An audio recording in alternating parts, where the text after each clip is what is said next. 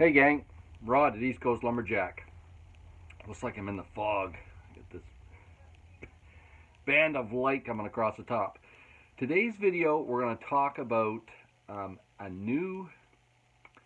probably be a new pattern to a lot of people, but it's actually an old pattern. It's called the Adirondack. Okay? The Adirondack, take it down here from my pattern stash. This is it here. Okay, so it's essentially it's for a double bitted axe. You can see here this is a double bitted flare or a cruiser. A lot of people call them cruisers, but it has, rather than having the typical double bit flare, so this is my cruiser pattern. So again, you see double bit on this end. That's your typical double bit flare on the end of it. Instead of that, what it has, the Adirondack, has it for a double bit, but it has a regular palm swell on the bottom, so for a single bit axe. So that way you can actually have a good grip on the bottom of it, and of course use it to chop with. If you swing it around, use it the other way, you've got to choke up a little bit on the handle to use it effectively. So it's a very neat pattern. Of course, comes from New York State, named after the Adirondacks there. But it was pretty popular back in the day. So it is gaining a little bit of popularity right now, and of course I'm making a few of them. So the last order I have, which is actually headed to New York, no surprise. And the guy from New York there, he wanted a couple of Adirondacks. So I have one, I'm making one right now. And while I was making this, I did a couple of things to this handle, and I thought I should tell people about that. So I always make my axes here on the bandsaw. Okay, I have a King bandsaw, 14-inch. I've had it for almost 30 years now. I've been running this thing, and I go through a fair number of blades because I make a fair number of handles. So what I do though, because you're running it through a bandsaw, and I just a word to people if you're using a bandsaw. Okay, not all blades are created equal, and sometimes you'll get a blade whenever you start. And I'll mention this here about bandsaws, okay? So I'll put that in the comment section. This is a little bit on handles, a little bit more on bandsaws. So I've learned a fair bit about bandsaws over the years. So the best bandsaws to have are these ones here that have bearings, okay? So there's a bearing behind your, let's come over here and look at it. Okay, so by far, as far as I'm concerned, the best one is it's got a bearing right here, so that's behind the bandsaw blade, so the bearing here for that to roll on. And there's also bearings on either side. And your bearings should be pretty freewheeling, and you can see here these spin pretty freely, okay, all three of them. And your blade should sit just a whisker out in front of this back bearing, and it shouldn't touch either one of the side bearings, okay? So as you can see here, there's a little bit of wiggle room there, okay? So that's ideally how you want your bandsaw set up. Now the other thing I will say when you're setting up a bandsaw, and a lot of guys make this mistake, is they'll put their bandsaw on and they make it singing tight. Okay, that's a no-no. And I learned that the hard way. You'll bust a lot of blades that way, and in the day I busted a lot of blades. Till I realized what you do, it's called the flutter test. Okay, and what you do, you put your bandsaw on here, and you don't tighten it up much, just enough to get the blade on, and when you first turn the blade on, it's going to flutter, okay? So it's going to flop back and forth here a fair bit, okay? And on mine, because I have a plastic casing here around this side of it, it'll actually go brrr, it'll beat back and forth off of that plastic casing, okay? And all you want to do is tighten it. So around back here on my bandsaw, this is where I tighten it down, okay? So this is your back and forth on your wheel. This here's your up and down on your wheel, okay? So you basically want to tighten up your blade or move the wheel up till you just take that flutter out. And as soon as the flutter goes out and it runs smooth, leave it. Don't over tighten a bandsaw blade, okay? If you do that, then you're going to get into problems. Now the other thing I will say about a bandsaw as well, while we're here talking about bandsaws, okay, and I'm no expert on bandsaws, but I've used one for 30 years, and I make probably between 500 and 800 axe handles a year, okay? So I'm using a little bit.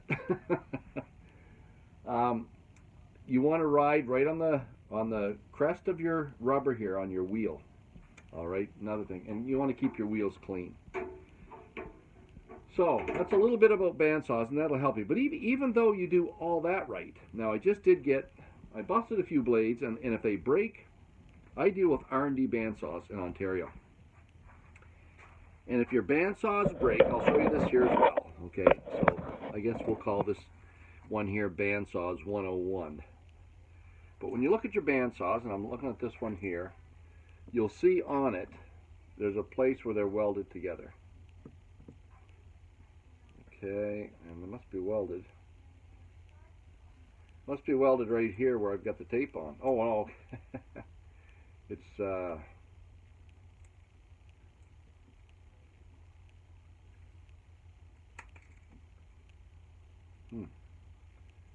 So I'm looking for the weld, okay? So usually you can see on here where it's been welded together. It's usually not a one there it is right here. Okay, so you can see, if I can get that up here. There we go, yeah, and it's pretty good. So you can see that it's been ground down a little bit. So they welded it together here, and it's been ground. So if it breaks here, and sometimes they will break there. Now, usually I wear the blade out. I take the points off my tips before the blade will break. Now, every now and then, if you're heating up your blade a lot, if you get a lot of heat in your blade, and that's because it's overly tight and you're forcing a lot of wood through it, when you start, let the blade cut. Okay, don't force your wood through it. If it takes a little bit longer, let it be. And if it starts taking a long time, your blade's dull. Replace it. So this one here, this blade here is 5 TPI, so there's 5 teeth per inch. It's too aggressive for hickory, just so you know, okay? Word to the wise, if you're using hickory, this is the blade I use for that. And I don't think you can get a 6. I think this one here is 7. So per inch, there's 1, 2, 3, 4, 5, 6. Yeah, there's 7 teeth per inch on this one. So let's take a look at the difference in tooth pattern. Okay, so you can see the one on the right is a lot more aggressive than the one on the left. Okay, and that's what you want. You want the less aggressive pattern, and as long as it's sharp, it'll cut nice. When you get less than 7 teeth per inch on hickory, it's going to jump, okay, and it's going to catch, and it's going to cut rough. It's just hickory's a hard wood, okay? It's a really tough wood. So, that's a story on blades. So if they bust at the, what I was going to say, with R&D, if they bust at the weld, you can send them back, and they'll fix those ones, okay? And I've got a few. I've got 5, 6 blades hanging here that went back for that very reason. They busted on the weld. But when I had one on the other day, actually right up until today, and I was running it here on my bandsaw, but it traveled a lot, okay? So sometimes you'll get a blade, and I don't know why it does this, but it'll just, you've got to fight with it all the time to follow your line, okay? Do yourself a favor, just get rid of it, okay? Park it over there, and you can see on the side of my bandsaw, okay, there's a big roll of bandsaws hanging there. So once I get, I don't know, 20 or 30 hanging there, I'll take them down and throw them in the metal dumpster next door. But same as with when I'm filing chainsaws, okay? If you're working a lot, if you're working hard to file and you're putting a lot of pressure on, you're going to do 2 things, okay? You're going to tuck yourself out, and you're going to cut your fingers, okay? I'm just telling you. If I'm working hard with my file, I'll throw it out. I buy my files by the box, okay? I don't mess around with files. If it's not cutting, get a new one. Same thing with bandsaw blades, okay? If it's not cutting good, if you're forcing it, get rid of it, okay? Change it out, get a new one, okay? Life is a lot more pleasant when your blade's cutting really well, okay? So that's what I do, okay? If my blade's not cutting good, if I'm forcing it, or if it's not, the other thing is that, like I say, if it's actually wandering on you, so if you're fighting a lot to keep it on line, or it just wanders off a little bit, and I've had blades that do that. The one I had on here this morning was doing that, and I'd start going down that line, and it was, oop, away it goes, okay? Sometimes that's because your blade's too tight, but other times it's just the blade. And once I took it off, put the new one on, man, right? Beautiful. It's a joy to use a bandsaw when it's cutting nice. Okay? So, now what I will say So I've already done this one, so I'm going to take this one out because I've already straightened it. So sometimes what will happen, I'm going to show you this. I'm going to show you the easy way to work around it. Okay? So sometimes, here's my other Adirondack. Not a lot in that one. I have a better example here, so just hang with me here. I'll find one for you. A little bit in that one, not a lot. So I replaced my blade. Okay, yeah, it figures. I replaced my blade, and of course all the ones I made since then are nice. But maybe this one here. Let's see. Okay, here's one here. I knew I made 2 or 3 before I changed the blade out. So what I'm going to do, I'm going to bring you down here and show you. So when you're using a bad bandsaw blade, what will happen is you're cutting along your line in your handle, and whoop, the blade goes out. Okay, and then you're fighting, you're bringing it back in. And you know, because I draw my lines on there with a pencil, and all of a sudden I know I've wavered off the line a little bit, and then I'm back on it again. So there's this little bow in the wood. Now, if you're finishing your handles with a spoke shave, which I do, and I know which a lot of you guys do, before you go to the spoke shave, you want to go to the Stanley Sureform. Okay? And what you want to do, if you're, so you got to look down along the edges of your axe, okay? So we're going to do that, okay? We're going to look along our handle here, and I'll stand behind it, and you can see see right here? See that big bow right there? So the handle's coming along pretty smoothly, and then there's a whoop out like this, okay? And it's right there. Now I'm pronouncing it, but you can see it right here, okay? Now, if you start using your spoke shave on this, it's going to follow that wow. You're not going to get it straight. So before I start, whenever I have a handle, and I know I thought, and actually here's another good one right here. See that wow right there? Actually, maybe I'll have to pick it up and show you this. But this is a really good example of a bad example. Okay, so when you look down on it here, okay, yeah, we can see it right here. Look. Okay, so there's a big bump out here. See that? Big bump there. Another one here. See that bump? Get right over top of it. You can see that bumped out there. So it's bumped out here, and it's bumped out here again. And another little one here. Look at that. Another one right there. Okay, so there's 4 bumps in that side. And if you just jump right to your spoke shave and finish that handle, it's going to be ugly. Okay, it's not going to be straight. I know that from doing this for a year or 2. So, a word to the wise. What you want to do, and I'm going to bring you down here so you can see it. Okay? Down here so you can see it. So, we're going to take our Sureform, Stanley Sureform, and we're going to straighten those bumps. Okay? So I'm going to come back here, and where this bump is here, I'm just going to take that Stanley Sureform, and I'm going to look right down it, and I'm going to go up, back and forth, and now that's straight. Okay, so I took the bump out of it. Okay, then I'm going to come up here. There's another bump right here, so I'm going to come up to here.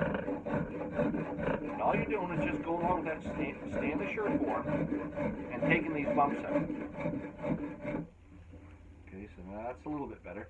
Then you can actually take the Stanley and put it on its flat and run it the whole way up the back of this, okay? And it will give you a true surface. Now there's one more bump right here.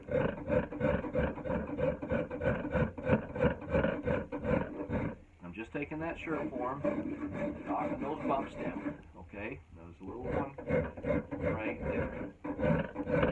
There.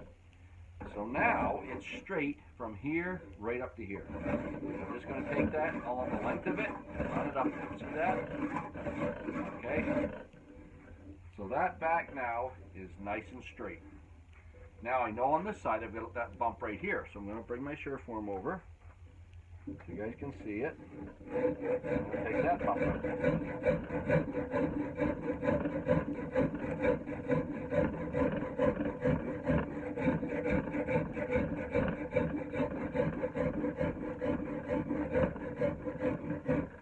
Okay. Now here's a really pronounced one here. So okay, so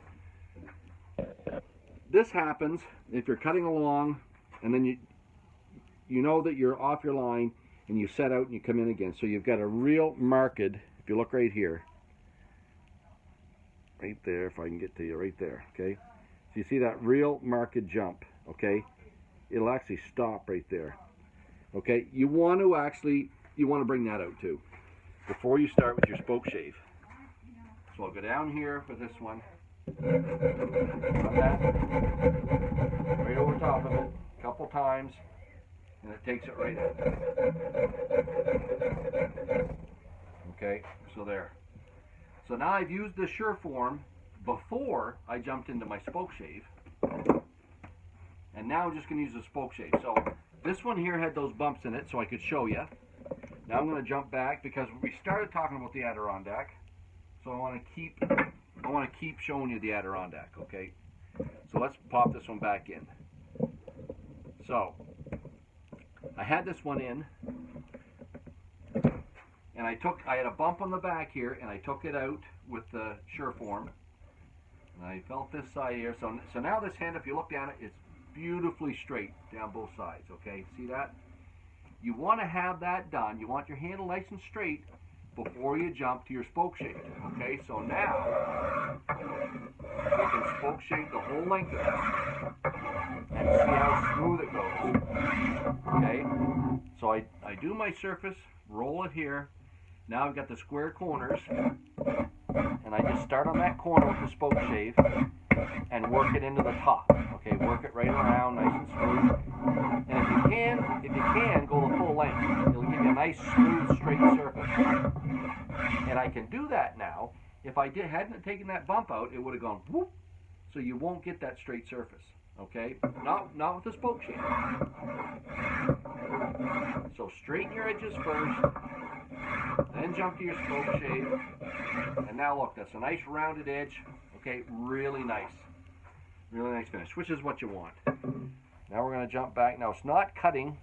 When I feel my spoke shave's not cutting that deeply, if I look at it here, I can see that my blade has slipped up.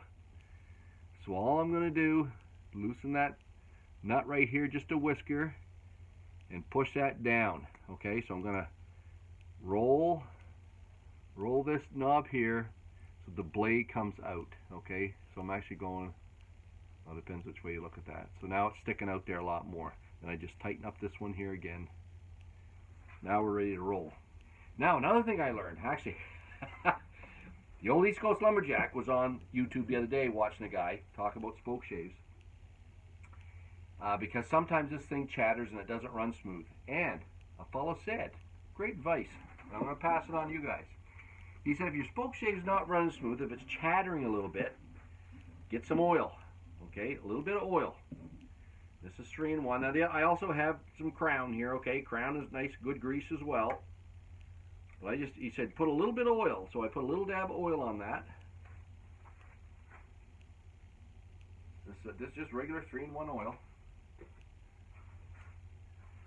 I just spread it around with my fingers, and then go back to using it. It's amazing how smooth that makes it. A little bit of oil. Of course, most of it's probably gone by now. But for whatever reason, the spoke shave still keeps running nice and smooth. Okay. So there. So that side, the main part of that handle is done, just like that. Now the tricky part, of course, is doing down here by your knot. Now this guy also wanted, down by your palm swell, this guy also wanted a large palm swell. Now, I'm known for my large palm swells here at East Coast Lumberjack.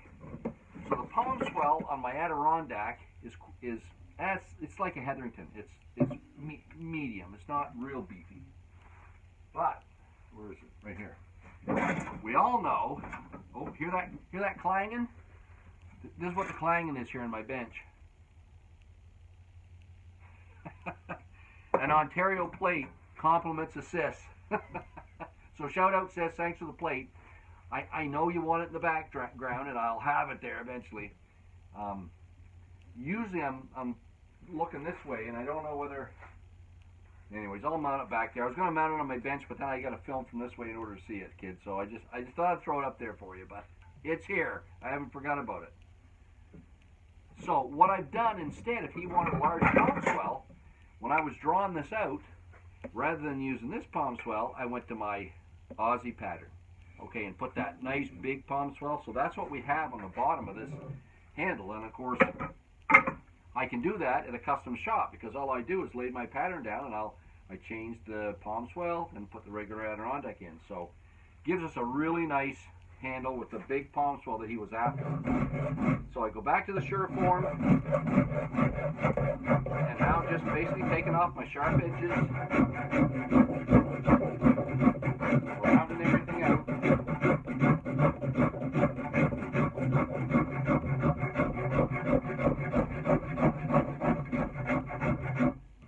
There, and then I'm coming around. I'm going to roll these edges.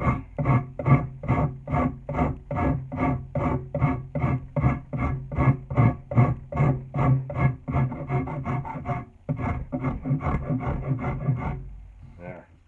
And just like that, this side's done. Now the other thing I do, usually I make them a little bit wider here, so I'll narrow that down just a bit. Take a little bit, probably 20 to 30 thousandths of an inch at least off of that. Gives a little bit of a flat look. There, and then I'm just going to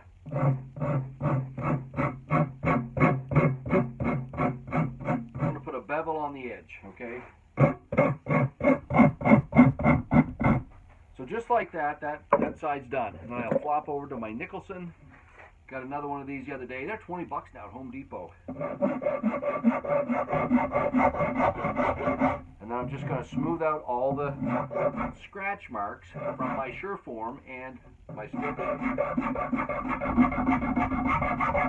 So this gives it almost a sanding finish.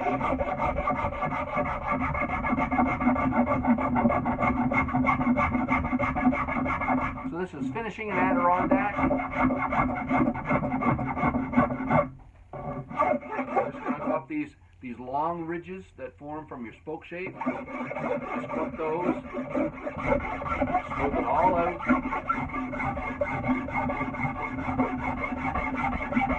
Just like that. That side's done, and I flop over to the other side. Just keep rolling it. If you have overhead light, it'll shine down and show you where those ridges are that you've got to take off.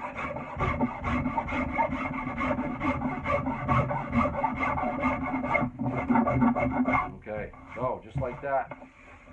Okay, and that side's done. And I also do my bevel. So I'm just going to take the Sureform marks out of the bevel, so it gives it a nice clean finish along that bevel.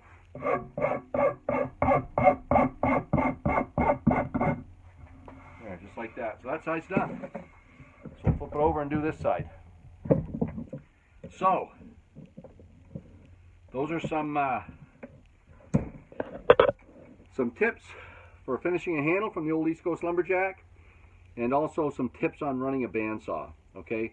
The other key thing about a bandsaw, I will tell you, is getting your table level. Okay. And I don't necessarily mean level. Well, it all depends. Some guys, you know, this is on a basement floor, so you want to hope the basement floor is true and nice and level. But the biggest thing is you want your blade to be perpendicular with your table. Okay, that's the key. So that you're dealing with 90-degree angles. Okay, and I've had that happen in the past where my table wasn't 90 degrees with my bandsaw blade, and it leads to a lot of frustration. Okay, because your handles aren't square. So make sure you get those done. Your blade running perpendicular 90 degrees with your table, okay? And the table needs to be level. So that means your blade up and down is going to be perpendicular to that. Okay, so there's some advice this week from the old East Coast Lumberjack on the Adirondack and on bandsaw. Join us again next week. We'll have more good stuff coming your way. Later.